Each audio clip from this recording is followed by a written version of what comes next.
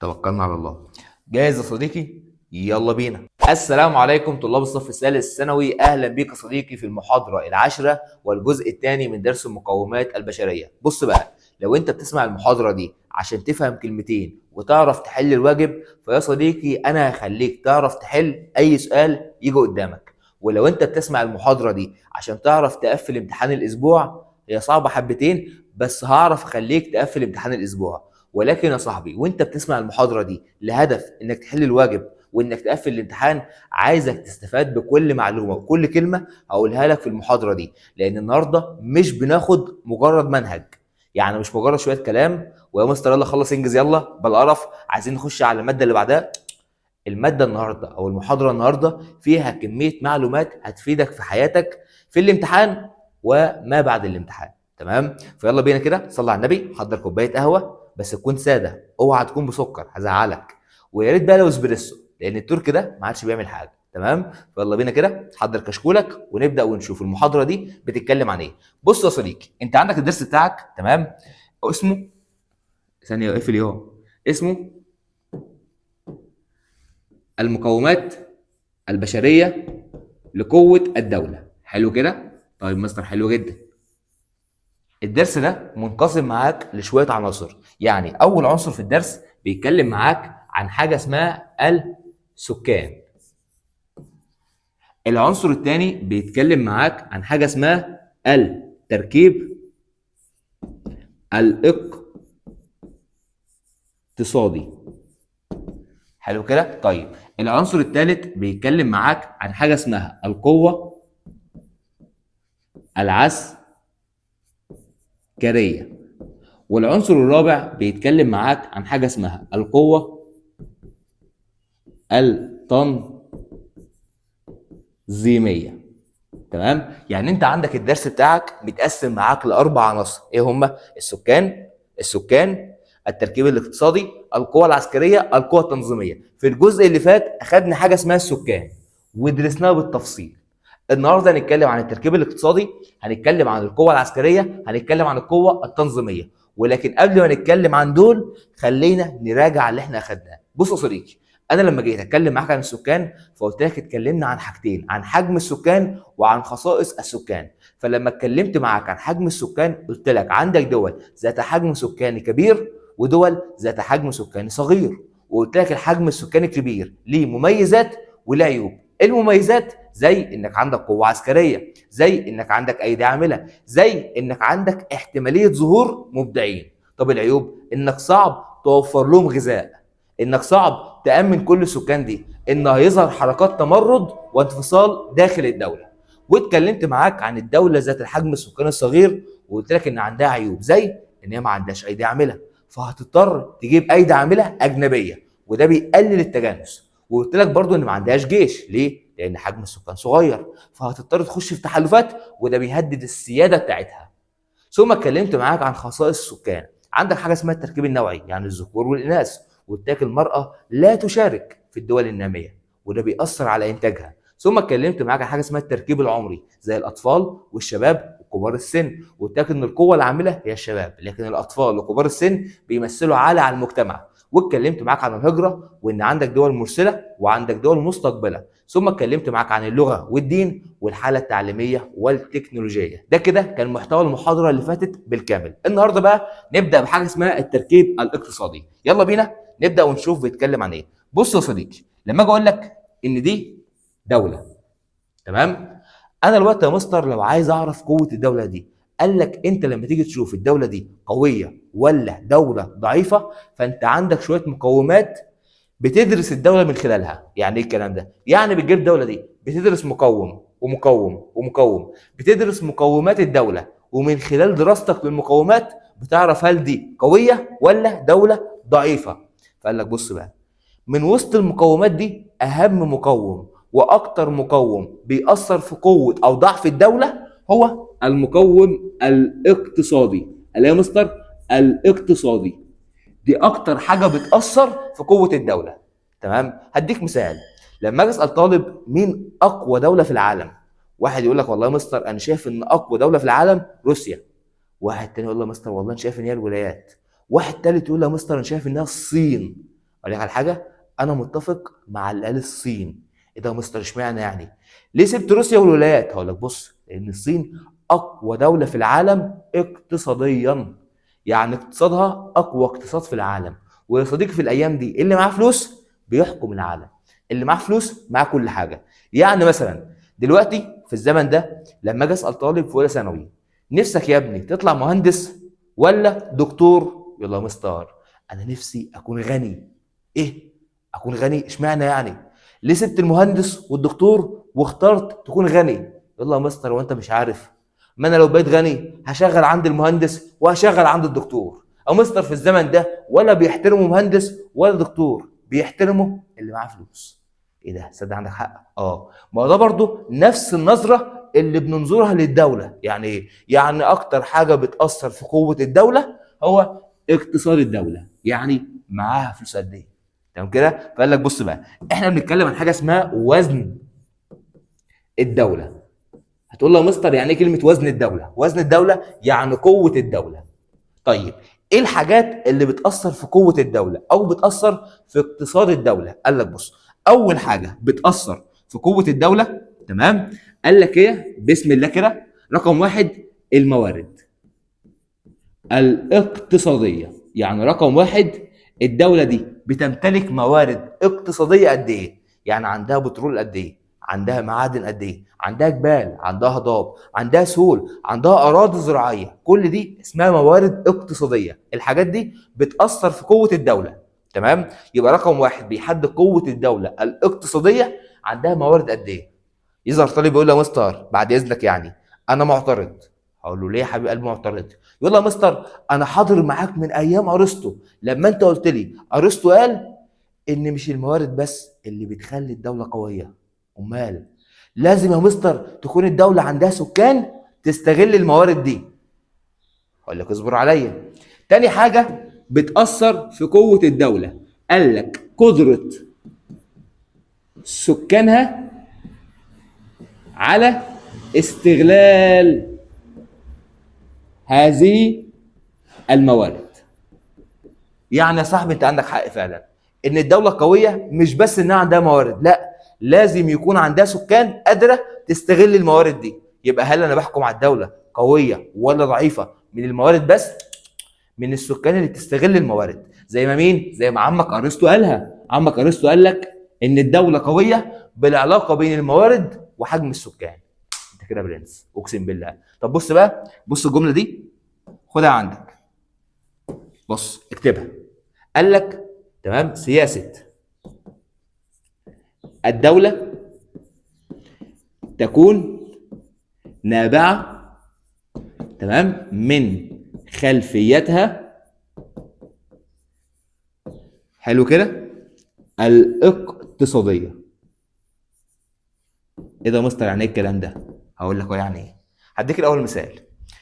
انت لو عندك واحد صاحبك كل شويه يرن عليك يقول لك معلش هات لي 100 جنيه، هات لي 200 جنيه، ما تيجي نخرج، بس انت اللي هتعزمني، انت اللي هتاكلني. يا عم ماشي يلا بينا. انت برضو صاحبي، يجي تاني يوم يرن عليك تعال نخرج بس انت اللي هتعزمني. طب انت ايه؟ مش معايا فلوس والله انا غلبان. يا عم ماشي يلا بينا. تالت يوم يرن عليك يلا نخرج وانت اللي هتعزمني. قال لها برضه انت مش جاي منك اي حاجه؟ يقول لك لا مش معايا فلوس. رابع يوم يرن عليك يلا نخرج وانت اللي هتعزمني. وخامس يوم وسادس يوم ويفضل بيرن عليك وعايزك تعزمه وياخد منك فلوس. تمام كده؟ وهو مش بيديك اي حاجه. هيجي في يوم يرن عليك مش هترد عليه. ليه؟ يا عم ده بجح كل شويه يرن يرن يرن ومش جاي منه اي حاجه، انا بس اللي بعزمه، هو مش معاه فلوس وانا زهقت. هقول لك خلاص اقطع علاقتك بيه. هتصاحب واحد تاني عنده عربيه، فبدل ما كنت بتخرج في ميكروباص هتخرج في عربيه. هتيجي انت بقى بالليل تلاقي نفسك بترن عليه، بقول لك يا صاحبي انا بس بطمن عليك يلا نخرج. ايه يعني ده كان بيرن عليك وانت ما ردتش وده انت اللي بترن عليه؟ ليه؟ معاه فلوس، المصلحه حكمت. فتلاقي دايما كده الصاحب اللي معاه فلوس الناس كلها بتصاحبه. نفس الحوار هنا. قال لك الدوله اللي معاها فلوس، اللي عندها موارد، الدوله القويه اقتصاديا، بتلاقي كل الناس متجمعه حواليها. كل الدول حابه تعمل علاقات معاها، كل الدول حابه تصاحبها. فقال لك بص اهو، سياسه الدوله، يعني مصدر كلمه سياسه الدوله، كلمه سياسه الدوله دي يعني تمام تعامل الدوله او علاقه الدوله بالدول الاخرى. قال لك تعامل الدوله مع الدول الاخرى نابع من خلفيتها الاقتصاديه. يعني ايه؟ يعني يا صاحبي الدوله لو معاها فلوس بتلاقيها بتعمل علاقات مع دول كتير. طب لو مش معاها لا. ما هو انا ليه كرئيس دوله صاحب دوله مش معاها فلوس، هل استفاد منها؟ ده هي اللي عايزه تستفاد مني. لا يا عم بناقصك، انا عايز حد يستفاد منه، صح كده؟ فدلوقتي انت عندك ايه؟ قال لك علاقه الدوله بالدول المجاوره نابعه من خلفيتها. يعني انت لو معاك فلوس عندك موارد هتلاقي الكل عايز يصاحبك ويعمل معاك علاقات. حلو كده؟ طب ركز بقى على الجاري نفس اللي فوق. قال لك اكثر المصالح انتشارا هي المصالح الاقتصاديه. يعني ايه؟ يعني يا صاحبي دايما كده ما تبص على العلاقات بين الدول هتلاقي ان اكتر العلاقات المنتشره واكتر علاقات بتجمع بين الدول هي العلاقات الاقتصاديه. تمام؟ ازاي؟ ان الرئيس ده بيصاحب الرئيس ده، الرئيس ده بيتصور مع ده بيسلم عليه، قاعد مع بعض. دايما بتلاقي اللي بيجمعهم مصالح اقتصاديه، يعني مصالح خاصه بالفلوس بالبيزنس. تمام؟ مش مثلا انا صاحبك عشان بحبك، المصلحه، الاقتصاد، البيزنس، الفلوس. دايما هتلاقي الدول كلها بتصاحب بعض عشان الفلوس. دايما يقول لك اكتر حاجه منتشره في العالم حاجه اسمها التكتلات الاقتصاديه. مستر هو يعني كلمه تكتل اقتصادي يعني الدول عامله علاقات مع بعض عشان الفلوس، عشان تقوي نفسها اقتصاديا. تمام؟ فاكتر العلاقات المنتشره على العالم كله العلاقات الاقتصاديه. حلو جدا. دلوقتي انا فهمتك اهميه الاقتصاد وليه الدوله بنحكم عليها انها قويه من خلال اقتصادها. ليه؟ عندها مصدر موارد، عندها سكان، عندها علاقات مع باقي الدول عشان قويه اقتصاديا. تمام؟ وكمان بتعمل تكتلات مع دول تانية. فالدوله دي دوله قويه. برنس بقول لك ايه، تيجي نرجع لعنوان الدرس؟ يلا بينا. انا بتكلم معاك عن ايه؟ بتكلم معاك عن حاجه اسمها التركيب الاقتصادي. مستر هو انا عندي سؤال، اسال. هو انت ليه سميته تركيب اقتصادي؟ ليه ما سميناهوش القوه الاقتصاديه؟ او ليه ما سميناهوش الحياه الاقتصاديه؟ هقول لك بص، انا لما لقيت كتاب المدرسه حاطط العنوان ده قعدت اسال اشمعنى كلمه تركيب. فقعدت ادور وابحث وابحث وادور لحد ما لقيتها. طب ما تقول له يا مستر، اقول له تعالى نرجع كده اتنين. بص نكتب العنوان الاول. العنوان حاجه اسمها التركيب، تمام، الاقتصادي.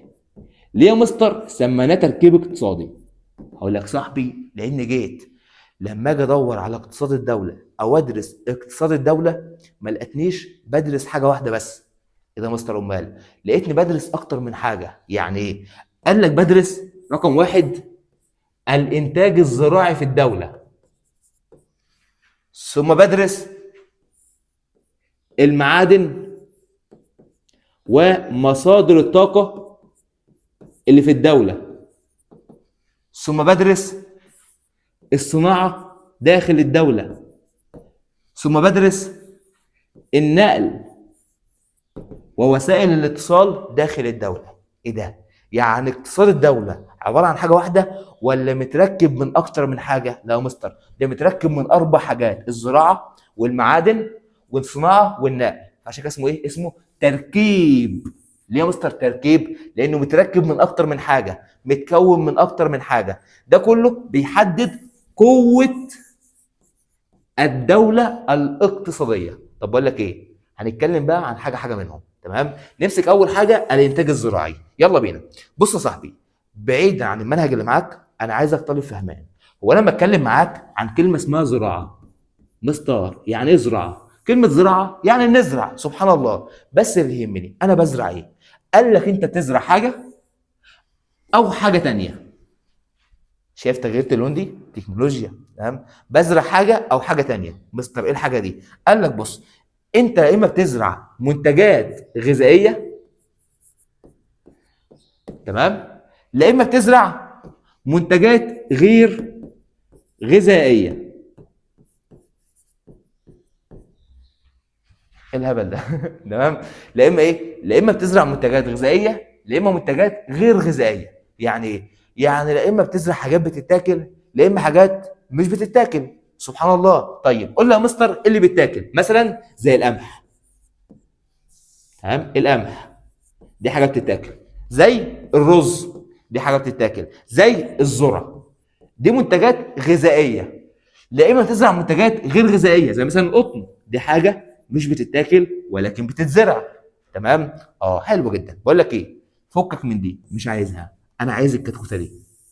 المنتجات الغذائيه القمح والذره والرز. صلى على النبي. قال لك بص يا صاحبي، دلوقتي انت كدوله لازم تكون انت اللي بتزرع المنتجات دي. ومستار ما طبيعي يعني اللي ازرعها.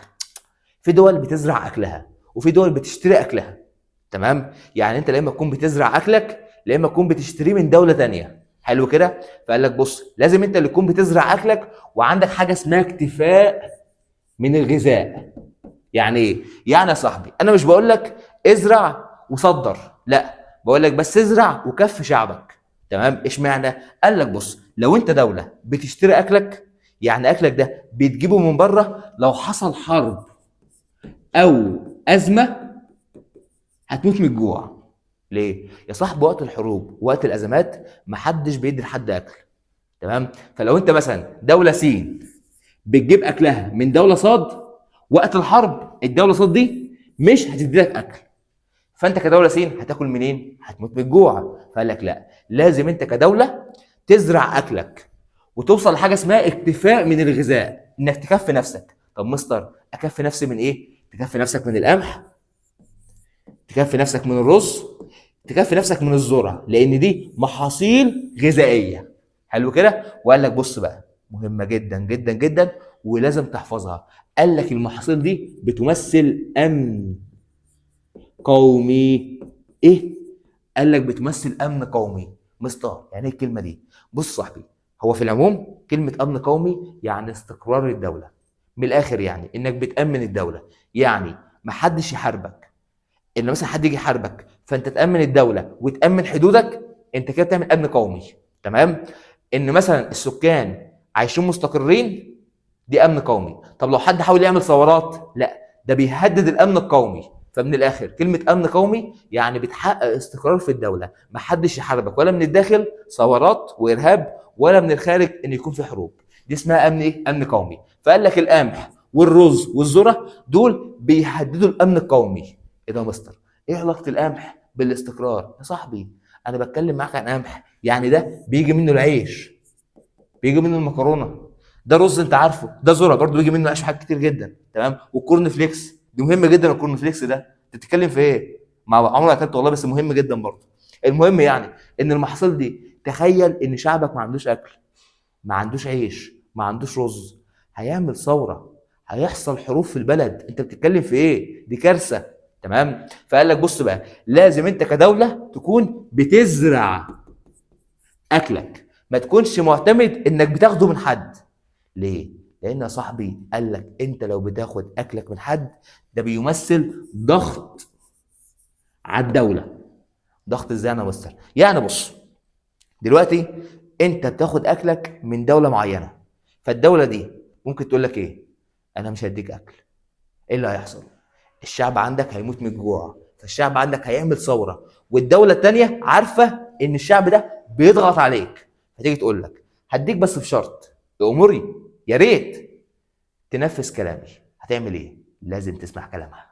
ليه؟ الدوله دي بتضغط عليك لانها تديك اكلك. تمام. فانت كدوله دلوقتي لازم تزرع اكلك بنفسك عشان ما تخليش حد يضغط عليك، لان الضغط ده بيهدد السياده بتاعتك. تمام. يعني ايه سياده؟ يعني انت حر في قرارك، ما حدش يتدخل في قرارك، ولكن انت لو بتاخد اكلك من حد، الحد ده هيتحكم فيك. طيب مستر لو انا دلوقتي ما نفذتش اوامره، ايه اللي هيحصل؟ الامن القومي عندك هيتهدد، ان الشعب هيعمل ثوره. اصل لك على حاجه، انت دلوقتي بتتكلم في انك ما عندكش قمح، ما عندكش رز، ما عندكش ذره، دي مش حاجات تافهه. يعني مثلا لو انت واحد بتشتري من بره ايفونات، فالدوله دي قالت لك انا مش هديك ايفونات غير لما تنفذ كلامي، هتعمل ايه؟ هل الشعب عندك في الدوله هيقول لك ايه؟ زهقنا من السرتين عايزين الفورتين، هيعملوا ثوره؟ دي رفاهيات عادي. انما تخيل انك ما اديتلهمش اكلهم، ما اديتلهمش قمح، ما اديتلهمش رز، هيعملوا ايه؟ يا نهار ازرق، ده ثورات وارهاب وحروب وسرقه. واحد يقول لك انا ما اكلتش رز، انا ما اكلتش رز، تمام. واحد يعمل ايه؟ واحد يكون معاه كيس رز وفي ازمه في الرز، طبعا ما فيش رز، فالتاني يشوف معاه رز، هات الرز ده، يقول له لا مش جايبه، هات الرز ده، يقول له لا مش جايبه، طب خد بقى، تك تك تك، يموته عشان كيس رز. والله بتحصل وحصلت قبل كده، تمام. تلاقي دايما كده لما الرز يغلى، فامك قاعده في البيت تكلم خالتك، الحقي انا سمعت ان المكان فلان نزل فيه كيس رز، يلا بسرعه الحقي جيبيه. ليه؟ لان في ازمه في الرز وحصلت في مصر، تمام. فتخيل ان شعبك ما عندوش اكل، دي كارثه، ده بيهدد الامن، الايه؟ الامن القومي. طب مستر تعالى بس كده، انا اول مره، او مش اول مره، لا، اشوف الكلمه دي، السياده، ان يكون في دوله بتتهدد سيادتها. شفتها المحاضره اللي فاتت، اقول لك انت برنس، شفتها امتى؟ لما يا مستر قلت لي في دوله بتخش في احلاف. فالدوله دي عشان حجم سكانها صغير فبتخش في احلاف، فالدوله اللي بتدافع عنها دي بتهدد سيادتها، بتتحكم فيها، صح؟ يبقى دلوقتي انت عندك حاجتين بيهددوا السياده، الاحلاف وايه؟ والمحاصيل الزراعيه. والله انت برنس. طب دلوقتي انا مسالك سؤال بقى، اقول لك دوله الخليج، ده دول الخليج، ايه اللي بيهدد سيادتهم؟ ان هم ما عندهمش اكل، ولا انهم يخشوا في احلاف؟ لا يا مستر، انهم يخشوا في احلاف. طب حلو جدا. طب مستر مين الدول بقى اللي ما عندهاش اكل عشان لما يقول لي عليها اختارها؟ هقول لك تعالى بص. قال لك الدول نوعين. قال لك عندك دول، تمام، عندها فائض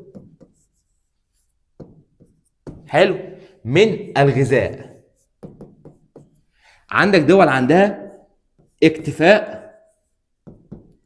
من الغذاء، قال لك عندك دول عندها نقص من الغذاء.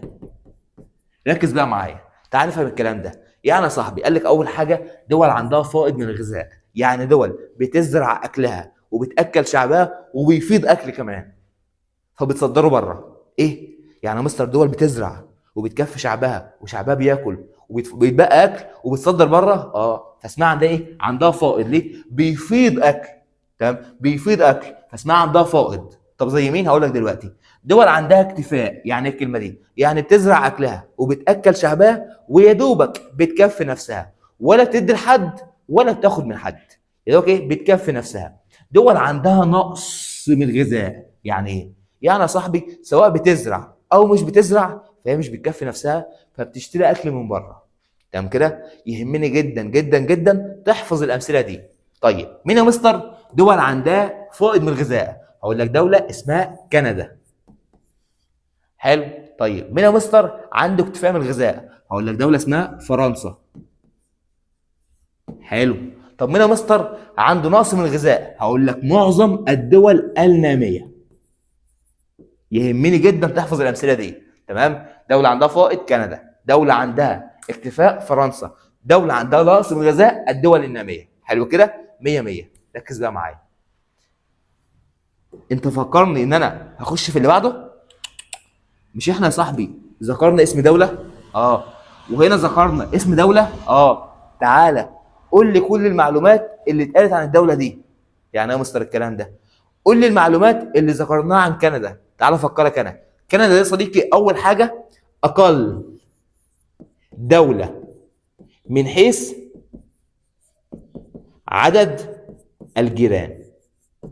يعني ايه؟ كندا دي بيجاورها دوله واحده بس اللي هي الولايات، تمام؟ فعندها جاره واحده بس، فيقول لك ايه؟ دوله عندك فائض في الغذاء، مين؟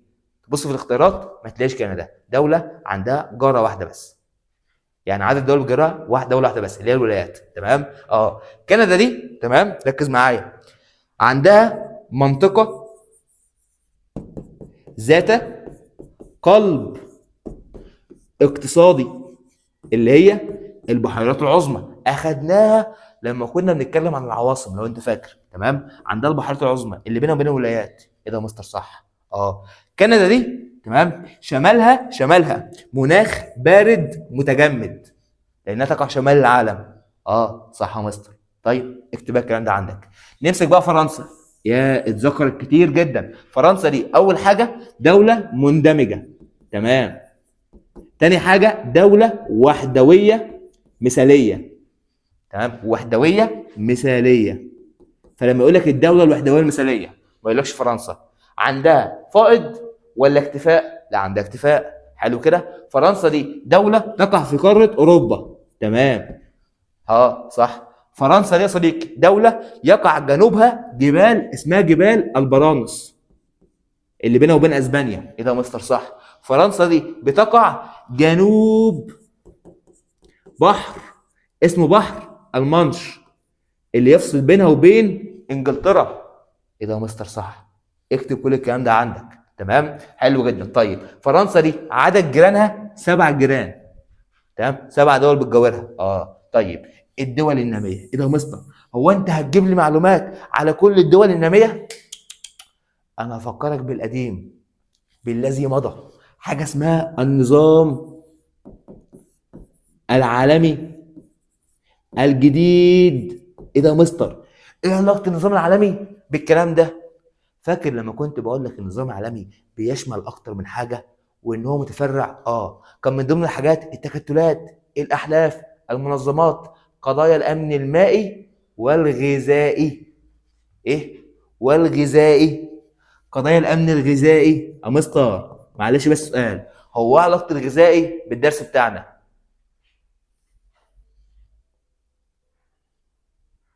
مش هرد عليك، اخلي حد يرد عليك تاني. انت فاهم يا ابني؟ ما احنا بنتكلم عن الغذاء اهو، وقلت لك ان الدول الناميه عندها نقص من الغذاء. طب عندها نقص، ما تاكلش ولا هتشتري من حد؟ يا مستر هتشتري من حد. والحد ده هيعمل ايه؟ هيضغط عليها. فالحد ده الدول المتقدمه في وقتها، الدول القويه المتقدمه هتضغط على الدول الناميه، تمام، عشان بتدي لها اكل. طب دلوقتي الدول المتقدمه لما تضغط على الدول الناميه ايه اللي هيحصل؟ الدول المتقدمه هتسيطر على موارد الدول الناميه. ليه؟ ما انا باخد اكلك. ايه ده يا مستر؟ صح. طيب ان الدول المتقدمه، الدول القويه، تسيطر على الدول الضعيفه، ده اسمه ايه؟ نظام عالمي جديد. ليه؟ النظام العالمي الجديد سيطره الدول القويه على الدول الضعيفه، الدول المتقدمه على الدول الناميه. ايه ده يا مستر؟ صح. ده فعلا طلع عندك حق. تخيل، تخيل انا بتكلم فيه من الصبح يا جدع، شلتني. تمام. اكتب الكلام ده عندك. اللي يهمني دلوقتي لما اجي اقول لك دول الخليج تعاني، تمام، في تهديد في السياده. ليه؟ عشان الاحلاف. طيب الدول الناميه زي مصر، مصر على فكره اكتر دوله في العالم بتشتري او بتستورد قمح. انت متخيل؟ اكتر دوله في العالم بتستورد قمح مصر، تمام. فما يغركش يعني اللي احنا فيه ده انك تلاقي الاكل قدامك، لا احنا بنستورده، تمام. خد بقى المعلومه دي. انا قلت لك هنا دوله عندها فائض، دوله كندا. زود عليها من عند دي دوله اسمها اوكرانيا، تمام. لان حاطط لك سؤال في الواجب، لما تفتح فيديو حل الواجب على المنصه هتشوف السؤال ده غشيم. دوله اوكرانيا، الدوله دي قال لك دوله عندها فائض في الغذاء. مستر انت عرفت منين؟ اقول لك الدوله دي عندها كميه محاصيل زراعيه ما شاء الله، او بقول ما شاء الله، هي اصلا محسوده يعني. المهم يعني كانت بتاكل نص العالم، ان دول كتير بتشتري منها اكل. ولكن يا صاحبي اوكرانيا دي سنه 2022 دخلت روسيا احتلتها، تمام. فلما روسيا احتلتها، هل روسيا هتسيبها تدي اكل للناس ولا تاخده كله؟ لا اخدته كله. فكل الدول اللي كانت بتاخد اكل من اوكرانيا حصل عندها نقص في الغذاء تاني. عشان السؤال اللي هيجي لك، الدول الناميه بتجيب اكلها منين؟ من اوكرانيا. مش كلهم يعني، بس بيجيبوا اكلها منين؟ الدول الناميه بتجيب اكلها منين؟ من اوكرانيا. اوكرانيا ما عادش بتدي لهم اكل. مين يحصل عنده نقص في الغذاء؟ الدول الناميه. ليه يا مستر؟ ما هي كانت بتجيب اكلها من اوكرانيا، اوكرانيا ما عادش بتدي لهم اكل. صح يا مستر كده. فالدول دي هيحصل عندها نقص من الغذاء، تمام. يحصل عندها ايه؟ يحصل عندها نقص في الغذاء. حلو كده. بس ده معلومات الانتاج الزراعي. خلصنا. يلا بينا نخش على بعد كده وهو او نرجع تاني. بحب النادي جدا يعني. كنا بنتكلم عن حاجه اسمها السكان، شرحناها. حاجه اسمها التركيب الاقتصادي، شرحنا منه ايه؟ الزراعه. فوق معايا. لسه الايه؟ المعادن ومصادر الطاقه. يلا بينا. بص يا صاحبي، هتكلم معاك عن حاجه اسمها المعادن. نبدا بيها. بص، لما اجي اتكلم معاك عن المعادن فبتكلم معاك عن حديد، بتكلم معاك عن ذهب، بتكلم معاك عن نحاس، عن الومنيوم، عن نيكل، عن زنك، تمام، عن فضه. انا عندي المعادن فوسفات، عندي معادن كتير جدا جدا جدا. ولكن انا النهارده بتكلم معاك عن 5 معادن بس، اللي هم اسمهم المعادن الاستراتيجيه. الايه؟ الاستراتيجيه. اول حاجه قبل ما اتكلم معاك يعني ايه كلمه معادن استراتيجيه وايه هي المعادن الاستراتيجيه؟ مستار، هو مين الدول اللي عندها معادن؟ فكرني كده، اربط بالقديم، يلا بينا. مين الدول اللي عندها معادن؟ مستار. 2. اللي يقول واحده زعله. 2. مين؟ الدوله مستر الجبليه، الدوله اللي عندها جبال، والدوله كبيره المساحه. والله يا برنس، والله يا معلم اللي قالها. دولتين عندهم معادن، الدوله الجبليه والدوله كبيره المساحه. ادي لي امثله على دي، على الجبليه. ها، 2 سويسرا، تمام، واليابان. والله يا برنس، تمام. يبقى سويسرا واليابان دول جبليه، فعندهم ايه؟ عندهم معادن، صح. دوله كبيره المساحه، الصين، الولايات، تمام، إيه، كندا، كل الناس دي عادي جدا دول ايه؟ كبيره المساحه. البرازيل عادي جدا، تمام، حلو جدا. فدول عندها ايه؟ معادن استراتيجيه، مش صار. يعني ايه كلمه معادن استراتيجيه؟ بص، المعادن كتير وعلى قفا من يشيل. اللي يهمني المعادن الاستراتيجيه. يعني مصدر كلمه استراتيجي يعني حاجه مهمه وقت الحرب، تمام، حاجه بلجأ لها وقت الحرب. زي ايه؟ 5 معادن لازم تحفظهم. انسى اسمك واحفظهم، تمام، انسى اسمك واحفظهم. 5 معادن لازم تحفظهم. سمي بالله ويلا بينا. قال لك بص، رقم 1 معدن اسمه الحديد، معدن اسمه النحاس، معدن اسمه المنجنيز، معدن اسمه النيكل، اخر معدن اسمه الالمونيوم. حلو كده، كم معدن؟ 5 معادن: الحديد، النحاس، المنجنيز، النيكل، الالمونيوم. تاني: الحديد، النحاس، المنجنيز، النيكل، الالمونيوم. ثالث: الحديد، النحاس، النيكل، المنجنيز، الالمونيوم. رابع: الحديد، النحاس، المنجنيز، النيكل، الالمونيوم. خامس: الحديد، النحاس، المنجنيز، النيكل، الالمونيوم. سادس: الحديد، النحاس، المنجنيز، النيكل، الالمونيوم. دول ايه؟ دول معادن استراتيجيه. ليه؟ لانها مهمه وقت الحرب. مستار، ليه مهمه وقت الحرب؟ هقول لك يا صاحبي سؤال حلو جدا. لاني بصنع منها الاسلحه، تمام، بصنع منها المعدات، الدبابات، الطيارات. فدي حاجات مهمه جدا وقت الحرب. حلو كده. طيب حاجه اسالك سؤال وعارف انك غبي، ايه اهم، الحديد ولا الذهب؟ مستار، اكيد يعني الذهب. غبي. او مستر ازاي يعني؟ انا سامع ان الدهب غلى والناس مش عارفه تخطب، واخطب ازاي وهتجوز ازاي؟ ويا مستر الدهب اهم. هو انا لما اجي اخطب بذمتك يعني هخطب بحديد ولا بذهب؟ انا مالي بيك، انا مالي بمشاكلك، انا مالي بحواراتك. ما تخطبش يا عم، انا مالي. اتجوز من غير ذهب، ما تتجوزش. انا بتكلم بالنسبه للدوله، للقوه الاقتصاديه. الدوله هتخطب؟ الدوله هتتجوز؟ انا بتكلم بالنسبه للدوله. الدوله بالنسبه لها المعادن المهمه ايه هي؟ الحديد، النحاس، المنجنيز، النيكل، الالومنيوم. يبقى مين اهم، الحديد ولا الذهب؟ تقول الذهب. برضه الحديد اهم، النحاس اهم، المنجنيز اهم، النيكل اهم، الالومنيوم اهم. لان دي معادن ايه؟ معادن استراتيجيه. حلو جدا. طيب اتكلمت عنها. عندك بقى صديقي قال لك في حاجه اسمها مصادر الطاقه. بص، كلمه مصادر الطاقه دي يعني حاجه بتديك طاقه. مثلا انت كانسان عشان تشتغل كده وتصحى وتذاكر، تمام، لازم تاكل، لازم حاجه تديك طاقه. تقول له مثلا ما باكلش، ماليش دعوه بيك. انت دلوقتي عشان تذاكر وتشتغل لازم حاجه تديك طاقه. فانت عندك برضو العربيات بتمشي بطاقه ولكن مش باكل وشرب، حاجه اسمها بنزين تبع البترول. المكن والالات بتشتغل بطاقه، تمام. فانت عندك حاجه اسمها ايه؟ مصادر طاقه. حلو كده. بس انا بتكلم دلوقتي على دوله عندها كميات من مصادر الطاقه. طيب بص، اول حاجه انا بتكلم على الطاقه الغير متجدده. يعني ايه الكلام ده؟ يعني الطاقه اللي بتخلص مش بتتجدد. زي 3 حاجات: بترول، زي فحم، زي غاز طبيعي. حلو كده؟ بترول، فحم، غاز طبيعي، دي اسمها طاقه غير متجدده، لا اسم تاني. ايه يا مستر؟ الطاقه الاحفوريه او الطاقه الحفريه. يا مستر ما هو نفس المعنى، والله في طلاب بتتلخبط، اجيب له في الاختيارات الاحفوريه والله يا مستر لا هي الحفريه، الحفريه ولا يا مستر ولا انت ثالث ثانوي، اكبر اكبر. تمام؟ عندك طاقه حفريه واحفوريه، انا بتكلم عن دول، سيبك من دول، امسك لي دي، البترول. تمام؟ بص يا صاحبي، قال لك ان اكتر دول في العالم عندهم بترول سبحان الله دول عربيه، اللي هي دول الخليج. فقال لك الدوله اللي بتمتلك بترول بتمتلك سلاح. انا هنا مش بتكلم عن دوله عندها جيركن او جيركنين، انا بتكلم عن دوله عندها كميات. قال لك الدوله اللي عندها بترول عندها سلاح، ولكن مش سلاح اللي هو مسدس، لا، عندها سلاح اللي هو بترول، بتقدر تضغط بيه عسكريا وسياسيا واقتصاديا. ازاي؟ يعني يا صاحبي هديك مثال. سنه 1900 تمام 73 قال لك دول الخليج استغلت البترول كسلاح في الحرب دي. لما مصر جت تحارب الصهاينه، تمام، دول الخليج قامت كده من مكانها، وقفت.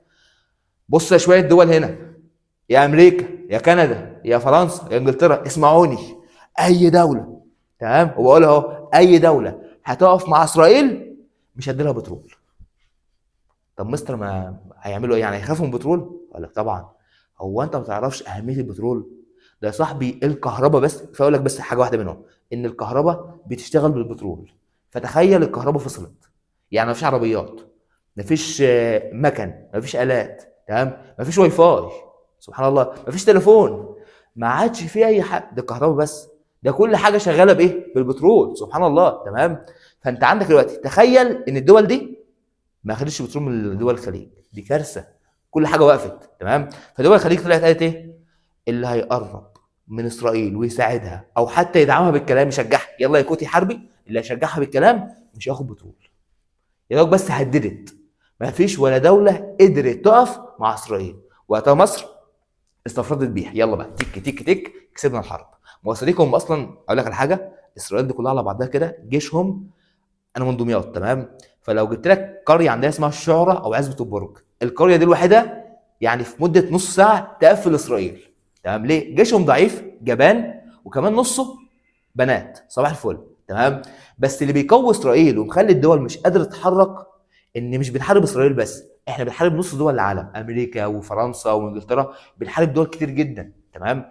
فاحنا مش بنحارب اسرائيل بس، لو على قد اسرائيل هناخد شله اصحابي ونروح نحتلها، صباح الفل. تمام؟ ليه؟ جيشها ضعيف جدا، عدد سكانهم قليل جدا جدا جدا كمان يعني، ولكن اللي بيقويها الدول اللي حواليها. عايز اقول لك ان دول الخليج دي زي ما قدرت في حرب اكتوبر، زي ما قدرت وقتها تطلع تقول اي حد هيقرب من اسرائيل ويدعمها مش هيديله بترول، تقدر تعملها دلوقتي، وتقدر تمنع الحرب على اخواتنا في غزه. تمام؟ ولكن يا صاحبي ظهر لنا وشفنا اكبر موقف تخاذل من حكام العرب، ان هم بالعكس بدل ما يدعموا العرب دول مخليين. تمام؟ بلاش نتكلم عشان بس لسه. المهم يعني ظهر موقف تخاذل، وان دول الخليج بايدهم ان هم يوقفوا الحرب. تمام؟ ولكن يا صاحبي احنا ما شفناش ده. ايه اللي يهمني؟ خلينا نشوف الموقف الايجابي منهم. المره الوحيده اللي استغلوا البترول كسلاح امتى؟ سنه 1973 اللي في حرب اكتوبر. امسك لي التاريخ ده، 1900، القرن الكام؟ القرن العشرين. تمام؟ القرن العشرين. طيب في المنتصف الثاني من القرن العشرين، يعني في النصف الثاني من القرن العشرين، دول الخليج استغلت البترول كسلاح اقتصادي وسياسي، قدرت بالسلاح اللي عندها اللي هو البترول تمنع الحرب، تسيطر على الدول. تمام؟ فانا البترول ده اتحكم فيك. حلو كده؟ طيب دي حاجه اسمها ايه؟ حاجه اسمها المعادن ومصادر الطاقه. طيب كده خلصنا. تمام؟ كده خلصنا حاجتين، خلصنا الزراعه، خلصنا المعادن، نخش بقى على الصناعه. حلو كده؟ يلا بينا.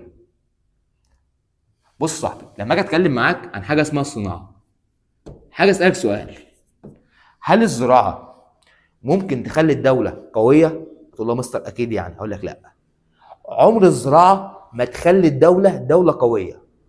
هي تخليك عندك حمايه، عندك امن، بس ان محدش يتحكم فيك. يعني انت لو دوله بتزرع اخرك يكون ما حدش بيتحكم فيك بس، لكن تكون دوله متقدمه لا. الحاجه الوحيده اللي هتخليك دوله متقدمه قال لك ركيزه اساسيه هي الصناعه. يعني ايه ركيزه؟ يعني ركن اساسي. ازاي؟ قال لك مفيش دوله ممكن تتقدم من غير الصناعه. يعني اي دوله في العالم متقدمه دوله صناعيه من الدرجه الاولى. تمام؟ فلاجي يقول لك مثال دلل اهميه الصناعه ان اي دوله متقدمه في العالم كله دوله صناعيه من الدرجه الاولى. حلو كده؟ ليه؟ انت يا صاحبي دوله بتزرع، تمام، اخرك تاكل سكانك، لكن عايز تكون دوله متقدمه، عايز تكون دوله قويه، انك تبدا تصنع، تلتحق بمصاف الدول المتقدمه. ما هو دي مشكله في مصر. مصر ليه مش زي الدول الثانيه؟ ان مصر مش بيصنع. مصر دوله زراعيه من الدرجه الاولى، دوله بتزرع، ويا ريت مكفي. يعني صباح الفل بنزرع وبنشتري اكل من بره برضه عشان احنا شعب جعان. تمام؟ انا بشتم انا منكم يعني عادي قشطه، انا مش غريب. تمام؟ فالمهم ان ايه، انت المفروض عشان تكون دوله قويه دوله متقدمه تكون دوله صناعيه من الدرجه الاولى. تمام كده؟ طيب ولكن يا صاحبي انا برضه مش بتكلم على صناعه، انا بتكلم عن حاجه اسمها الصناعه الاستراتيجيه. هتقول له يا مستر هو يعني ايه كلمه صناعه استراتيجيه؟ هقول لك يعني صناعه مهمه وقت الحرب. تمام؟ بص، قال لك لو انت في حرب سواء بتدافع او بتهاجم، يعني مثلا انت دلوقتي دوله اهو، حد بيهجم عليك، عشان تدافع عن نفسك محتاج ايه؟ محتاج سلاح. اقول لك صح. طيب انت بتهاجم، عشان تهاجم محتاج ايه؟ محتاج سلاح. يعني انت يا صاحبي سواء بتدافع او بتهاجم فانت محتاج سلاح. السلاح ده بيتكون ازاي؟ عن طريق الصناعه. يعني ايه؟ يعني انت بتجيب المعادن، تمام، ما هو مش هطلع حديد خام ونقول يلا حارب، لا، بتجيب المعادن وتحوله، بتصنعه وبتحوله لسلاح. حلو كده؟ فقال لك ان الصناعه دي بتنفعك وقت الحرب. لو انت عندك صناعه وعندك معادن ده بيقوي القوه العسكريه عندك، بتخليك دوله قويه عسكريا. تاني، يبقى انت دلوقتي الصناعه دي بتفيدك في ايه؟ في انك بتصنع اسلحه، فده بيفيدك وقت الحرب سواء بتدافع او بتهاجم. حلو كده؟ طيب بس كده؟ وقال لك عندك صناعات معينه، قال لك عندك حاجه اسمها صناعه، تمام، هندسيه. يعني مثلا كلمه صناعه هندسيه دي يعني اصل بتصنع حاجتين، لا اما عربيات، بتصنع طيارات، حاجات من دي اسمها صناعه هندسيه. حلو كده؟ واي دوله تكون قويه في الصناعه الهندسيه بتكسب فلوس جامده جدا. تخيل بتصنع عربيات، تخيل يا صاحبي بدل ما انت بتجيب عربيه بي ام من بره من المانيا بملايين الملايين، تكون بتصنع هنا. يا كلنا نركب عربيات، كلنا نكون دول يعني صباح الفل. تمام؟ طيب عندك بعد كده في صناعه اسمها صهر المعادن. يعني بص كلمه صهر المعادن دي، بص كلمه صهر المعادن يعني انت بتجيب حاجه ناشفه وبتسيحها. مثلا بتجيب الحديد تبدا تسيحه وتشكله على مزاجك، او الالومنيوم بتسيحه وتشكله على مزاجك. تمام؟ فدي اسمها صناعه ايه؟ صهر المعادن، انك بتسيح المعادن وبتشكلها. حلو كده؟ ثالث صناعه قال لك في صناعه اسمها الصناعه الكيماويه. تمام؟ بتصنع حاجات كيماويه، دي زي مثلا ايه؟ المتفجرات. تمام؟ المتفجرات، القنابل، الحاجات دي كلها. تمام؟ بتصنع متفجرات. مستر اقول لك حاجه؟ قول، انا استنتجتها، قول يا عم انجز. المتفجرات دي هي بتساعدني وقت الحرب. الله اكبر، ايه الحلاوه دي، اخيرا اشتغلت معايا، سبحان الله. صح والله صح، المتفجرات القنابل بتساعدني وقت الحرب. برافو عليك والله. تمام؟ فانت عندك دلوقتي الصناعه كام حاجه؟ اول حاجه صناعه هندسيه، طيارات، صناعه صهر المعادن، صناعه كيماويه. ايه اللي يهمني لما يجيب لك صناعه العربيات او السيارات؟ تبع ايه من دول؟ الهندسيه.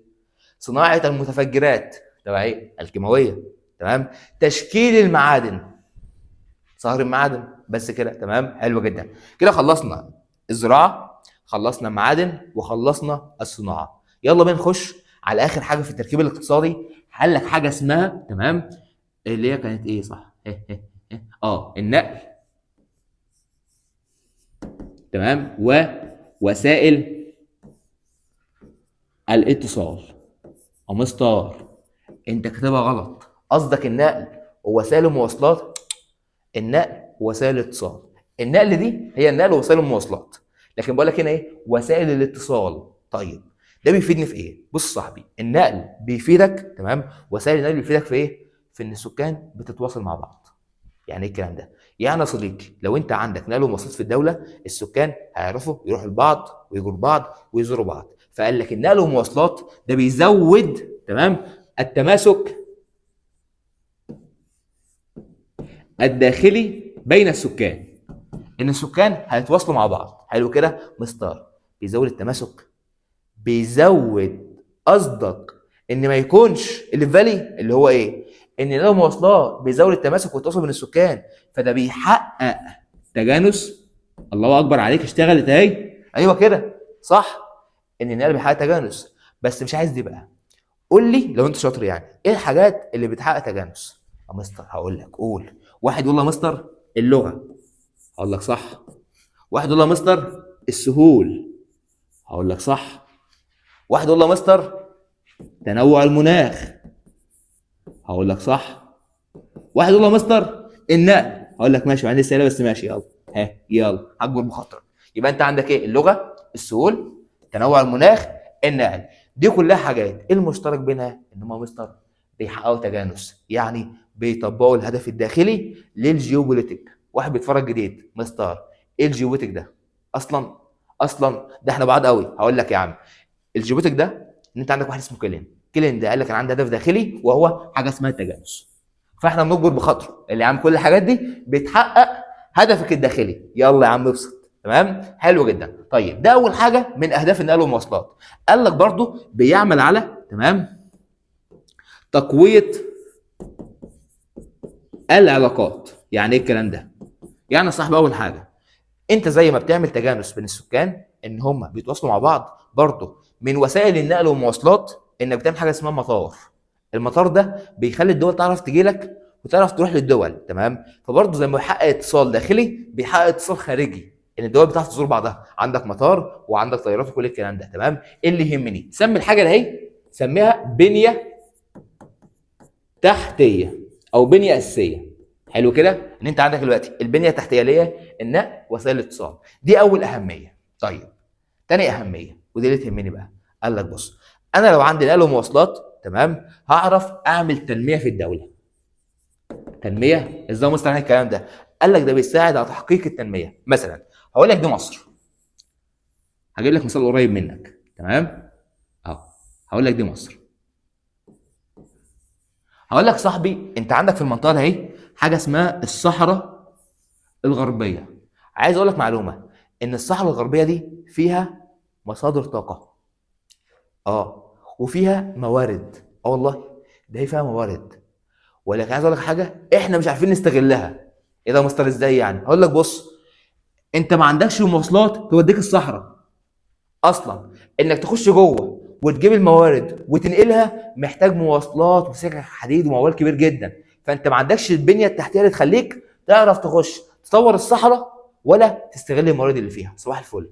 طب لو عندك كنت تعرف تخش تطور الصحراء، تطورها وتسكن فيها ناس. تاني حاجه تعرف تاخد الموارد اللي فيها. ولكن عشان ما عندكش بنيه تحتيه مش عارف.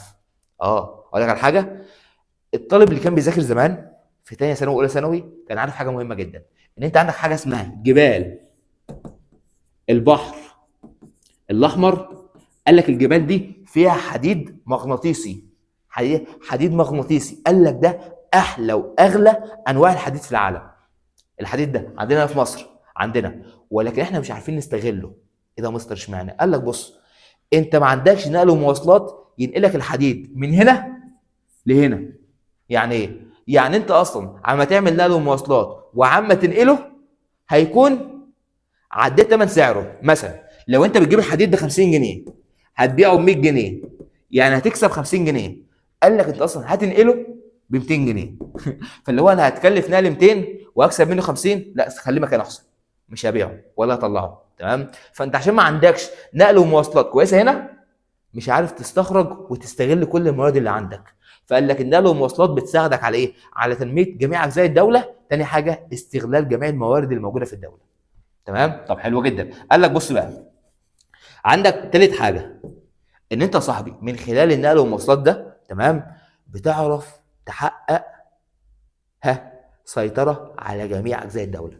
ايه؟ تعرف تحقق سيطره على جميع اجزاء الدوله.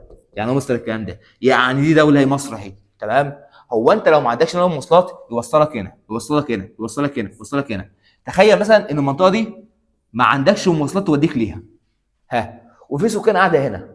السكان دول عملوا نوش، هتوصل لها ازاي؟ مش هتعرف توصل لهم، فمش هتعرف تسيطر على جميع اجزاء الدوله. فقال لك النقل والمواصلات بتسهل لك السيطره على كل اجزاء الدوله. واحنا مش اول مره نسمع الكلمه دي.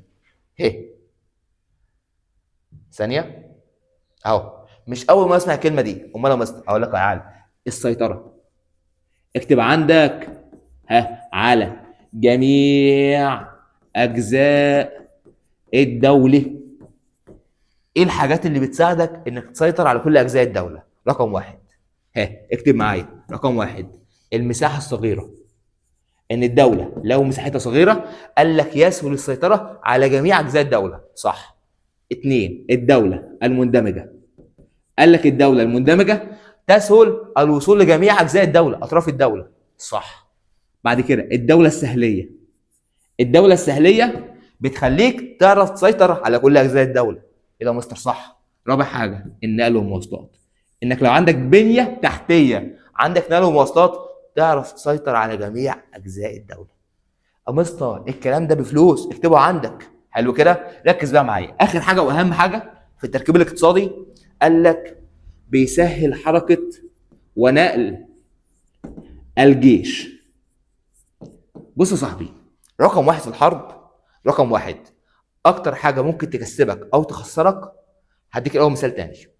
انت بتتخانق، تمام، داخل في خناقه، لقيتك لوحدك وقدامك شله كده كبيره بتتخانق معاك، هتكلم صحابك يا جدعان الحقوني تعالوا يلا. لا اما هيلحقوك لا اما مش هيلحقوك. طب دي معتمده على ايه؟ طبعا الجدعان انا عارف، ولكن اهم حاجه المسافه. يعني هم هيلحقوا يجوا لك في قد ايه، صح؟ فلو مفيش مواصلات ايه اللي هيحصل؟ ده عم يجوا لك ماشي هتكون اتطحنت ومت ورحت المستشفى. طيب لو في مواصلات سريعه في ثانيه هيجوا لك ويلحقوك. وده بالظبط اللي بيحصل في الجيش. ان لو في حرب، تخيل انت بتحارب، تمام، وما عندكش نقل ومواصلات تنقل السكان من مكانها. مثال، هديك مثال حقيقي، تمام. سنه 1900 تمام 66. حلو كده. في السنه دي ايه اللي حصل يا مستر؟ هقول لك بص، لا استنى، 1967 الواحد فقد الذاكره، احنا بنصور الساعه 8 الصبح، تمام. في السنه دي قال لك بنسميها حرب النكسه. حلو، ازاي؟ قال لك دي مصر برضو قال لك الصهاينه دخلوا حبوا يحتلوا سيناء. هو انت دلوقتي حاطط جيشك على الحته دي بس ولا على جميع الحدود؟ لا يا مستر انا موزع جيشي هنا على جميع الحدود. تمام. لما بيحصل حرب في المنطقه دي المفروض بيجيب الجيش كله الناحيه دي يحارب، تمام. ففي السنه دي لما دخل اسرائيل احتلت سيناء، بالفعل خدتها، فكلمنا كل العساكر دول بسرعه تعالوا انقذوا سيناء بسرعه. عما العساكر جت وغيرت وقامت وركبت العربيه وعما وصلوا هنا كده، بنقول لهم رايحين فين؟ رايحين نحرر سيناء وننقذها. تنقذوا مين؟ انتوا راكبين عربيات بطيئه جدا. عما وصلتكم كان اسرائيل قعدت ومددت ونامت واتعشت واتغدت. لو بتعملوا ايه؟ عشان وقتها العساكر كان عندهم وسائل نقل بطيئه، تمام، ما عرفناش ناخد منهم سيناء غير بعدها ب6 سنين. انت متخيل ليه؟ لان ما عندكش نقل ومواصلات تسهل لك حركه السكان او الجيش يعني او العساكر، تمام. فوقتها احنا خسرنا الحرب. انت متخيل؟ يعني بسبب النقل والمواصلات، وعشان احنا كنا وقتها ركبنا عربيات بطيئه، فوقتها ما لحقناش نسيطر. على فكره المثال ده حقيقي مش مجرد مثال شرح، ده بجد حصل، تمام. لو انت بتتكلم يلا يا جدعان تعالوا، عم جم وهنا كنا خلاص اخذت المنطقه، تمام. فالنقل والمواصلات مهم جدا للجيش. ركز بقى معايا، انا كده اتكلمت عن حاجتين مهمين للجيش، صح. اول حاجه اتكلمت معاك عن حاجه اسمها الصناعه، ان انا دلوقتي لما اجي بصنع اسلحه، الاسلحه دي بتساعدني وانا بحارب. تاني حاجه واهم حاجه هقول لك، النقل والمواصلات دي برضو حاجه مهمه جدا للجيش. يبقى الحاجتين دول مهمين للجيش. ليه؟ بيساعدوني، يبقى دول لهم اهميه استراتيجيه، دول بيقووا الدوله عسكريا، تمام. اكتب دول اهم حاجه اهم حاجه اكتر حاجتين بيخلوا الدوله دوله قويه عسكريا، الصناعه والنقل، تمام. سؤال في الواجب عندك فاكتبهم. بص بقى، اخر حاجه هتكلم معاك فيها في النقل، فانا عايز اربط حاجه اسمها وسائل النقل بشكل الدوله، تمام. ولما اجي اتكلم معاك عن شكل الدوله، فانا عندي حاجه اسمها شكل مندمج، عندي حاجه اسمها شكل شريطي، عندي حاجه اسمها شكل مجزأ، ودي اللي انا عايزها، الشكل المجزأ. بص يا صاحبي، لما اقول لك الدوله عباره عن اجزاء عامله كده، عامله كده. ايه احسن وسيله نقل توصل بين السكان او تخلي السكان يتواصلوا مع بعض؟ مثلا الدوله دي مجزاه بحريا، يعني بين الارض دي ثانيه، بين الاراضي دي بحر. فالسكان اللي هنا هيتواصلوا مع بعض ازاي؟ هل عن طريق النقل البري، يعني هي عن طريق عربيه او موتوسيكل يمشي كده؟ لا يا مستر، ده بحر ما ينفعش. امال هقول لك هيتواصلوا مع بعض عن طريق النقل، لا اما النقل الجوي، لا اما طياره يوصلوا لبعض، لا اما النقل البحري. ليه بقى؟ لان صديقي عباره عن جزر، صح كده؟ فلو واحد هنا يوصل لده عن طريق لا اما بحر اللي هو يركب مركب ويروح له، لا اما عن طريق طياره، ولكن ما ينفعش النقل الايه؟ النقل البري. صح كده يا برنس؟ طيب بص بقى، كده احنا خلصنا وسائل النقل. اخر حاجه هتكلم معاك فيها في التركيب الاقتصادي هي عناصر قوه الدوله الاقتصاديه. تعالى اجيب لك المذكره. بص دلوقتي لما اجي اتكلم معاك، فتحنا المذكره، عندك حاجه اسمها المركب الاقتصادي. حلو، اتكلمنا عن اول حاجه. تعالى اتكلمنا عن حاجه اسمها اهو ان انا بتكلم معاك هنا ثانيه عن اهميه الاقتصاد، وان الدوله بتتحدد من الاقتصاد الموارد اللي عندها وقدره السكان، تمام، وان سلوك الدوله السياسي نابع من خلفيتها الاقتصاديه. كل الكلام ده قلناه. ثم اتكلمت معاك عن حاجه اسمها الانتاج الزراعي، تمام. ثم اتكلمنا عن حاجه اسمها الموارد المعدنيه ومصادر الطاقه. ثم اتكلمنا عن حاجه اسمها عيش اللحظه، تمام، عيشها فعلا. ثم الانتاج الصناعي. ثم اتكلمنا عن حاجه اسمها النقل والمواصلات. ودي اخر حاجه وصلت معاك فيها. بس لو رجعت هنا لاول المذكره او اول الكتاب ايا يكن بتسمعني ماسك في ايدك يعني، هترجع معايا هنا هتلاقي في اول الدرس حاجه اسمها عناصر قوه الدوله، وده بقى بيلخص اللي احنا قلناه، تمام. بس ركز معايا، عندك هنا بيقول لك ايه؟ بيقول لك هنا عناصر قوه الدوله، تمام. طيب قوه الدوله الايه؟ الاقتصاديه. حلو كده، لان كمان شويه هناخد عناصر قوه الدوله العسكريه، ثم عناصر قوه الدوله التنظيميه، تمام. بتكلم معاك ايه؟ بتكلم معاك عن عناصر قوه الدوله الاقتصاديه، تمام. قال لك اول حاجه بتحدد قوه الدوله هي تنوع موارد الدوله، انك عندك تنوع في الموارد، ولكن قلت لك الموارد لوحدها مش كفايه، لازم سكان قادره تستغل الموارد دي. فقال لك اهو الكفاءات التي تستغل بقى الموارد، اللي هو العنصر، اكتب كده، العنصر البشري، الانسان اللي بيستغل الموارد دي، تمام. طيب ثم بقول لك هنا ايه؟ اهو مدى امتلاكها للتقنيات الحديثه. ان دلوقتي الدوله دي بتكون قويه اقتصاديا لو عندها تقنيات حديثه، تمام. ازاي؟ مثلا واحد بيصنع بايده، واحد بيصنع بمكنه، مين اسرع؟ اكيد المكنه، تمام. واحد بيصنع دلوقتي مثلا ماسك في ايده مفك، واحد ماسك في ايده شنيور، مين اسرع؟ الشنيور.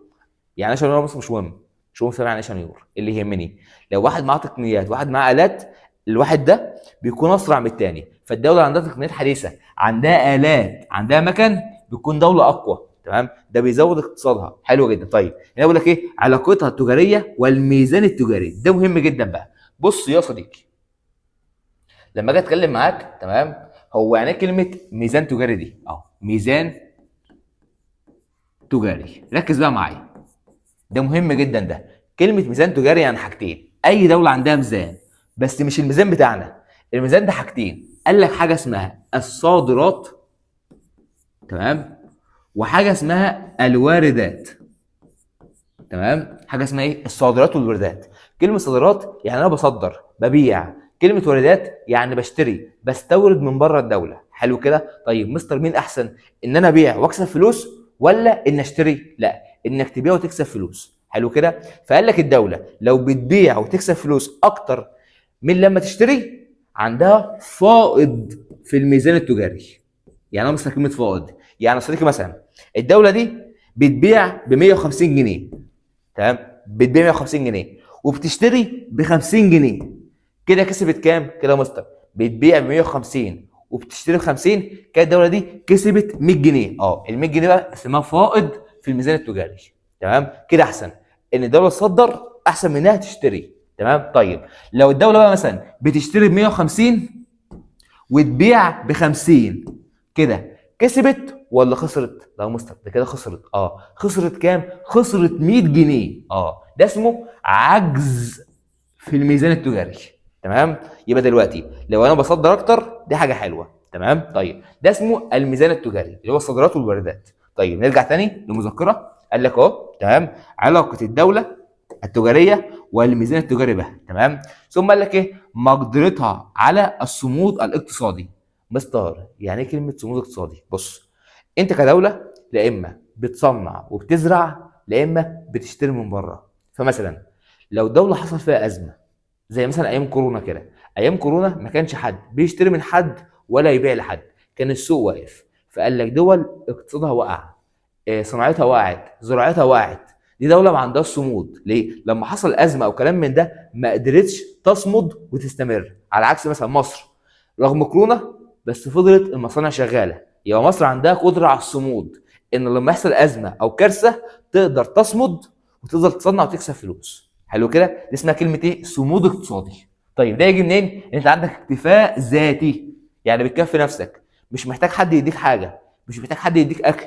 تمام؟ طب حلو جدا. طيب ده صديقي اللي هو عناصر القوه او الدوله. طيب بص، ده كده اي حاجه خاصه بالتركيب الاقتصادي. تمام. عايزك كده تاخد بريك وتفصل قشطه وتعمل لك كوبايه شاي، ثم تيجي تكمل معايا ونخش على القوه العسكريه. انا عن نفسي هاخد بريك لان العصير ده من ساعتها هموت واشربه، والله بجد عطشان جدا يعني. ركز معايا. القوه العسكريه، بص بقى يا صاحبي، احنا بنتكلم عن الجيش. تمام. فايه الحاجات اللي تخلي الدوله جيشها قوي؟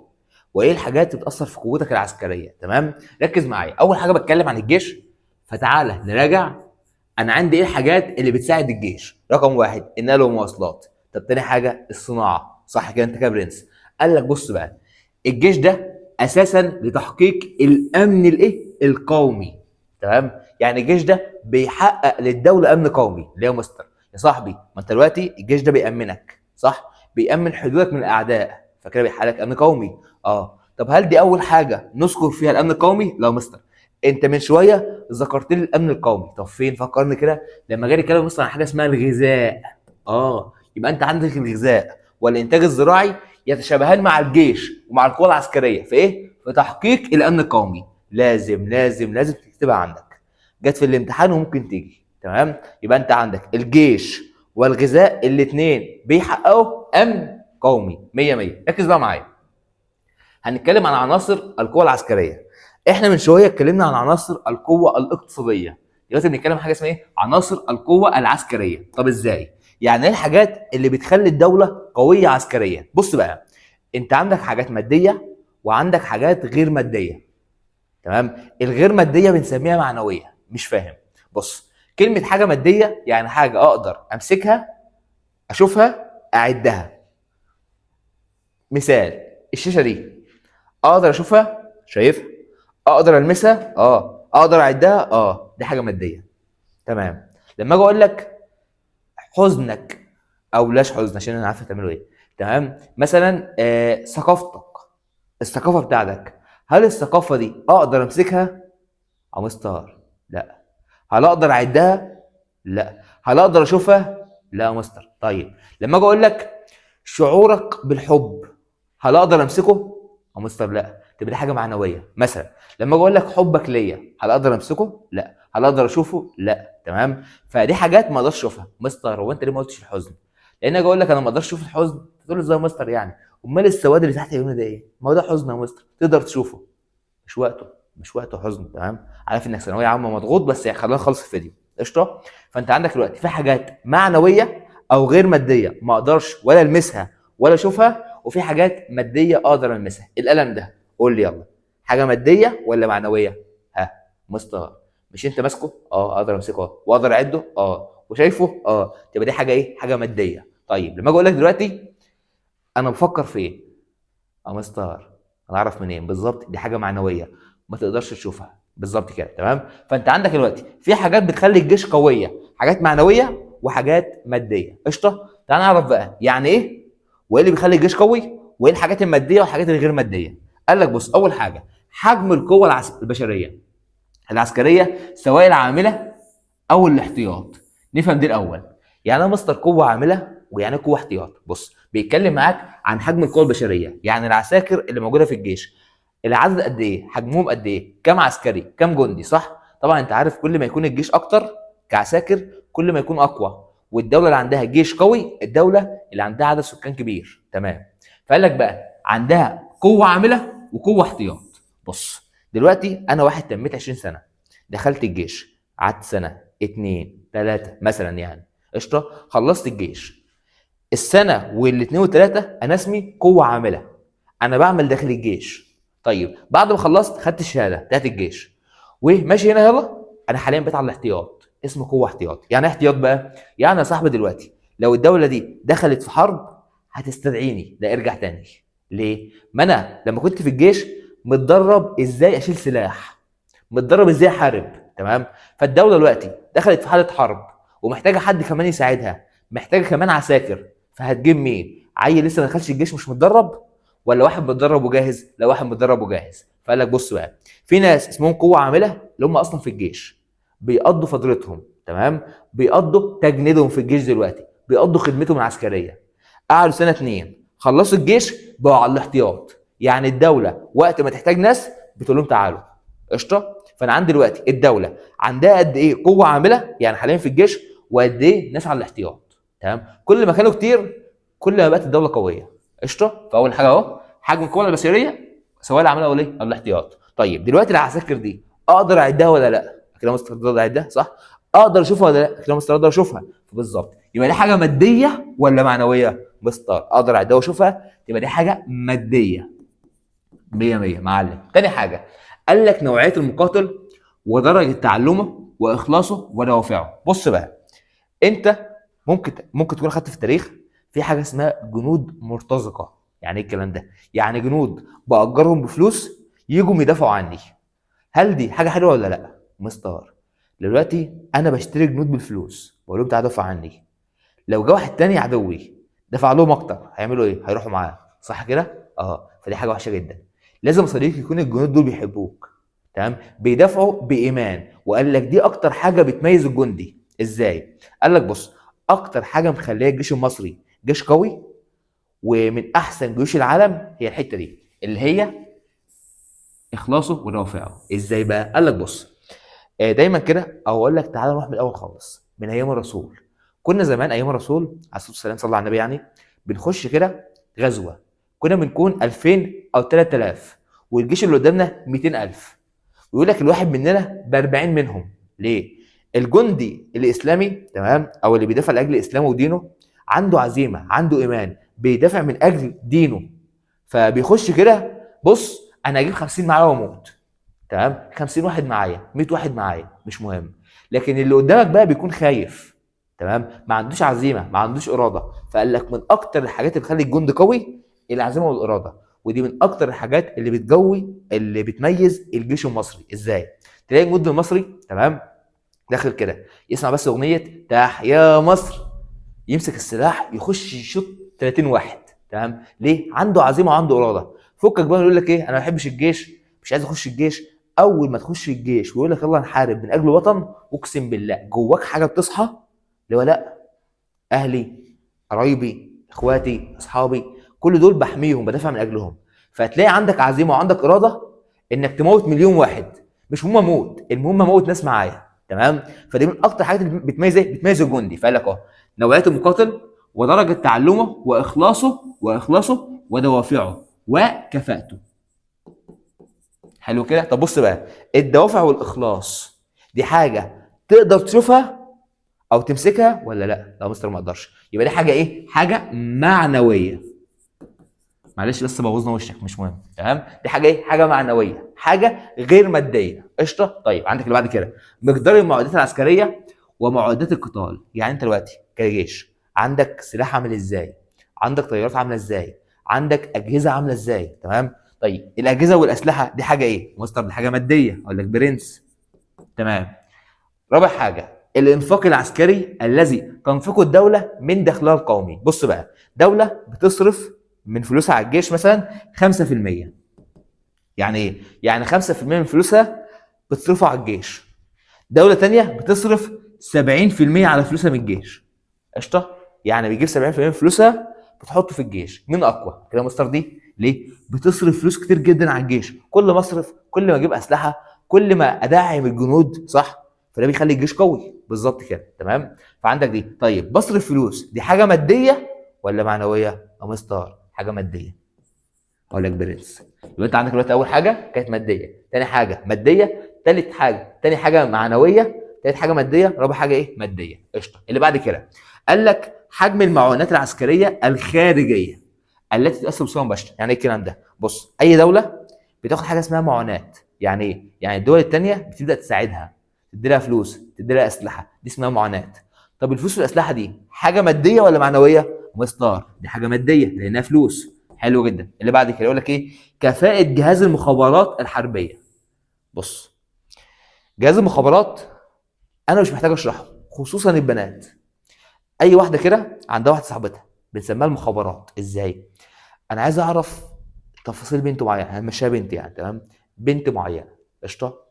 هتلاقي قرارها، تخش كده تفتح اكونت الانستا من اكونت فيك يعني، تخش على الاصدقاء تعرف مين عندها، فتخش على الاصدقاء الثانيه، فتخش على الاصدقاء الثالثه، فالرابعه، في الخامسه، تجيب لك تفاصيل حياتها، مين ابن عمها، مين اختها، مين اخوها، مين ابوها، شغال ايه، طب اخوها بيشتغل ايه، طب اتجوزت ولا خطبت، ولا تجيب لك قرارها. تمام؟ بنسميها المخابرات. تعرف تجيب لك معلومات اي بنت. تمام؟ وعندك اولاد كذلك برضه، بس احنا مش بنهتم بالحاجات دي يعني. تمام؟ فالمهم ان ايه؟ حاجه اسمها المخابرات. بالظبط اي دوله في اي جيش عنده حاجه اسمها جهاز المخابرات. ده مهمته ايه؟ اول حاجه بنشوف الاعداء، نبدا نجمع عليهم معلومات. تاني حاجه بيبدا يحط خطه للحرب. قشطه. بيبدا يعرف كل حاجه عن الجيش. تمام؟ دي حاجه اسمها ايه؟ جهاز المخابرات. يعني اول حاجه بنعرف معلومات عن الاخصام، عندهم اسلحه ايه، عددهم ايه، هيحاربوا امتى. تمام؟ وبنحدد توقيت الحرب وخطه الحرب. طب بص بقى، دلوقتي بحط خطه، هل جهاز المخابرات بينزل يحارب ولا من بره المعركه؟ لا مستر، ده قاعد بره بيشوف وبيحط خطه. يبقى الحاجه الوحيده اللي خارج اكتداء عندك ميدان المعركه. ميدان المعركه مين؟ جهاز المخابرات. ليه؟ هو قاعد بره بيحط الخطه. عامل كذا ماتش بالظبط. المدرب هل بينزل يلعب؟ لا، المدرب بيحط الخطه. صح؟ بيدرس الخصم. وبيحط يقول لك انزل يلعب، ده نقاط قوته، ده نقاط ضعفه. هو قاعد بره بيتفرج عليك. اللعيبه بتلعب، اللعيبه العساكر، والمدرب جهاز المخابرات. ليه؟ بيعرف اول حاجه الخصم ده ايه نقاط ضعفه، ايه نقاط قوته، معلومات عنه، ويبدا يقولها للعيبه ويحط خطه ازاي هيلعبوا. تمام؟ هل المدرب بينزل يلعب؟ ده من بره الملعب. بالظبط. هنا عنده قال لك حاجه اسمها ميدان المعركه اللي هي ساحه الحرب. تمام؟ فقال لك جهاز المخابرات ده مش بينزل، ما بيلعبش، ده بس بيحط الخطه وبيعرف معلومات عن الخصم. افهم دي. طيب بص بقى، كفاءه جهاز المخابرات، كفاءته هل انت تعرف تشوفها؟ طب تعرف تعد كفاءته؟ لا. الكفاءة دي حاجة معنوية. يبقى انت عندك كده حاجتين معنوية، ايه هي؟ كفاءة جهاز المخابرات، تمام، وايه تاني؟ وكفاءة المقاتل واخلاصه وتعلمه. يبقى انت عندك 4 حاجات مادية واثنين بس معنوي. تمام؟ فكده العناصر اللي بتأثر في قوة الدولة العسكرية كم عنصر؟ 6، منهم 2 معنوية و4 مادية. يبقى انت عندك اغلب العناصر عناصر مادية. قشطة؟ ده صاحبي كده اكتر حاجات اللي بتاثر. ركز بقى معايا لما اجي اتكلم معاك عن اللي بعد كده. اخر حاجه حاجه اسمها القوه التنظيميه. ركز بقى معايا. بص يا صديقي، لما اجي معاك هنا، تمام، واقول لك هو يعني ايه كلمه قوه تنظيميه. قوه تنظيميه يعني من اسمها انا ازاي بنظم الدوله دي، ازاي بدير الدوله دي، ازاي بخلي الدوله دي ماشيه بنظام مش بعشوائيه. تمام؟ ركز بقى معايا، انا ازاي بحكم الدوله. قال لك صديقي اول حاجه عندك من عناصر القوه التنظيميه هو حاجه اسمها التقسيم، تمام، الاداري. ايه التقسيم الاداري؟ يعني ايه؟ قبل ما اقول لك يعني ايه، خليني اوري لك صوره معينه. دلوقتي دي دوله، تمام؟ الدوله دي عباره عن قطعه واحده. يعني ايه؟ يعني مش متقسمه لمحافظات، لا، هي دوله واحده عليها رئيس. حلو كده؟ فالرئيس ده بيحكمها لوحده. الرئيس ده مثلا هيروح المنطقه دي يقعد فيها شويه. طيب باقي المناطق ايه اللي يحصل فيها؟ فيها عشوائيه، ما فيهاش نظام، ما فيهاش خدمات. ليه؟ ما هو الرئيس قاعد هنا، يعني الرئيس هيأمن الحته دي ويقدم لها خدمات. طب باقي الدوله ما هوش هناك. خلاص يا مستر، يبقى يسيب المنطقه دي. حلو، يروح هنا. طيب باقي الدوله ما حدش بيأمنها. خلاص، يسيب المنطقه دي يروح هنا. طب باقي الدوله ما حدش بيأمنها، ما فيش خدمات. لا، دي عشوائيه. طيب ازاي بقى انظم الدوله؟ قال لك بنقسم الدوله.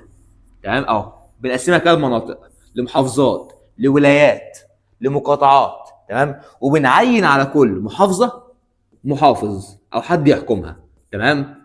وبيكون الدوله دي ليها رئيس، تمام؟ ده اسمه تقسيم اداري، ان انا بقسم الدوله. طيب كده انا عملت ايه؟ كده انا ضمنت ان كل منطقه من دول ليها حد قاعد لها بيأمنها، بيدي لها حاجه اسمها خدمات، يعني اكل، يعني شرب، تمام؟ يعني مثلا ايه، مستشفيات، مدارس، كل الكلام ده. فدلوقتي انا لما قسمت الدوله ضمنت ان كل الاجزاء اللي في الدوله وكل السكان وصل لهم امن وامان، وصل لهم حاجه اسمها خدمات، تمام؟ ده اسمه التقسيم الاداري. من الاخر يعني بقسم الدوله لمحافظات او ولايات عشان اقدم لها خدمات، يبقى الحاجه اللي بتساعد على تقديم الخدمات هو التقسيم الاداري، والخدمات دي حاجه اجتماعيه. حلو كده؟ طيب ده رقم واحد. قال لك بص بقى، الحاجه الثانيه، دلوقتي انا بدير الدوله دي، قال لك حاجه اسمها مركزيه الحكومه والاستقلال الذاتي. ركز عليها، تمام؟ يعني ايه الكلمه دي؟ فاكر لما خدنا حاجه اسمها الدوله الوحدويه والدوله الفيدراليه؟ او مستر فاكر ايه؟ قلت لك لو الدوله مساحتها صغيره بتكون دوله وحدويه. ليه؟ لان انت عندك كل السلطات في ايد حكومه واحده بس، يعني الحكومه متركزه او السلطه متركزه في ايد حكومه واحده بس، اللي هي الحكومه المركزيه. فاكر يا مستر؟ بس ليه؟ مساحتها صغيره، فده نظام الدوله، التنظيم بتاعها. طيب لو الدوله كبيره، قال لك لا، دي بتكون متقسمه لمناطق، وكل منطقه بيكون لها قدر من الاستقلال الذاتي، صح؟ كل منطقه ليها محافظ عنده يعني بعض الاستقلالات في الامور الحياتيه للسكان، زي التعليم، زي الصحه، زي الكلام ده بالظبط كده، تمام؟ فدي حاجه اسمها ايه؟ المركزيه والاستقلال الذاتي. مش بس كده، قال لك كمان عندك حاجه اسمها المؤسسات اللي بتساعدني في اداره الدوله. بص دي هناخدها المحاضره الجايه بالتفصيل الممل. عندك حاجه اسمها المؤسسات التنفيذيه. حلو. عندك حاجه اسمها المؤسسات التشريعيه. عندك حاجه مؤسسات القضائيه. ده يا مستر، ده عباره عن مؤسسات بتدير الدوله، بتساعدني في اتخاذ القرار. يعني دي بيكون لها مهمات، دي ليها مهمات، دي ليها مهمات. انا بعمل مؤسسات ليه؟ عشان انظم الدوله. حلو. فكل الحاجات دي بتساعدني في تنظيم الدوله. مش بس كده، قال لك والله صديق كمان عندك حاجه اسمها، تمام، الشفافيه. تمام؟ الايه؟ الشفافيه. يعني ايه الكلام ده؟ بص، دلوقتي والدك بيمر بظروف ماديه وما قالكش، فتاني يوم تلاقيه مقلل المصروف، يقول لك مش هجيب لك كذا، مش هجيب لك كورن فليكس، مش هجيب لك شوكولاته، مش هنشحن النت. يا عم ده انت اب ظالم، انت اب عاق، تمام؟ ماليش دعوه بيك. ليه؟ هو بيمر بازمه ماديه، ولكن ما قالكش ان هو بيمر بازمه ماديه، فانت فكر ان هو بيمنع عنك الفلوس. طيب لو والدك بقى جه قال لك بص، الصراحه انا اليومين دول بمر ازمه ماديه، فعايزك تستحملني، هل لما يمنع عنك حاجه هتقول له كده او تزعل منه؟ ليه؟ انت عارف هو بيعمل ايه، وعارف هو منع عندك الحاجه دي ليه بالظبط. ده نفس اللي بيعمله الدوله. ازاي؟ رئيس الدوله ممكن يطلع يقول بص يا شعب، انا دلوقتي عليا ديون، بمر بازمه ماديه، بيكون صريح معاك، حاجه اسمها الشفافيه او المكاشفه. يعني ايه؟ يعني بيكشف عن كل حاجه في الدوله، ويقول لك بص يا عم الحاج، انا عندي واحد اتنين تلاته، فعايزكم كشعب تستحملوني السنتين الجايين دول لحد ما نعدي الازمه دي، تمام؟ طيب دلوقتي الرئيس لو عمل كده ايه اللي هيحصل؟ الشعب هيستحمله، فيكون في تنظيم في الدوله. طيب الرئيس بقى لو ما قالش ان هو بيمر بازمه، وطلع غلى البنزين، غلى الاكل، غلى، تمام، والاكل قل وكل حاجه قلت، الشعب يعمل ايه؟ الشعب يعمل ثوره. طيب هل الثوره دي بتعمل تنظيم؟ بالعكس، ده بتقلل التنظيم. يبقى انت على حاجه اسمها ايه؟ الشفافيه والمكاشفه، دي برضه بتساعدك على التنظيم. اللي بعد كده انت عارفها، والله انت عارفها، هو سيطره الحكومه على كافه ارجاء الدوله. يعني ايه الكلام ده؟ يعني يا صاحبي دلوقتي ان الدوله دي عشان تنظم، او الحكومه عشان تنظم الدوله، لازم تسيطر على كل اجزاء الدوله، كافه ارجاء الدوله، تمام؟ ودي لسه واخدينها من شويه. والطالب الشاطر، او ده سؤال الفيديو، قول لي ايه الحاجات اللي بتساعد الحكومه انها تسيطر على كل اجزاء الدوله. وبكده صديقي قول لي في التعليقات، تمام؟ وبكده صديقي يبقى انت خلصت الدرس الرابع بالكامل. نلقاكم على خير، واستنوا ان شاء الله فيديو حل الواجب على المنصه، او هتلاقيه موجود يعني ان شاء الله. خشوا حل الواجب بس كده، سلام.